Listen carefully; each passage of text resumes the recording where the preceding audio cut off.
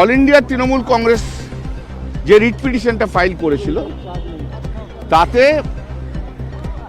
প্রথমে আর্গুমেন্ট হয়েছিল maintainability etcetera etcetera, এবং সেকেন্ড পিটিশনটার জন্য অ্যাডজর্নমেন্ট চেয়েছিল বিকজ সুপ্রিম কোর্টে ম্যাটার পেন্ডিং আছে বলে।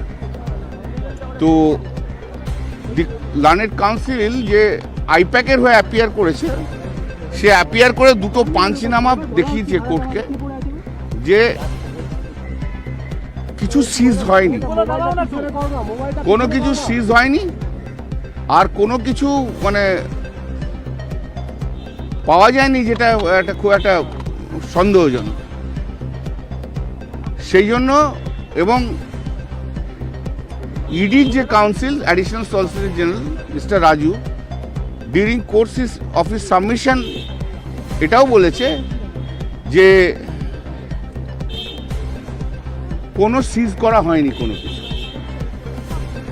তাই জন্য জজ সাহেব রিট পিটিশন ডিসপোজ আপ করে দিলেন অন দেয়ার টার্মস যে কোনো কিছু সিজ হয়।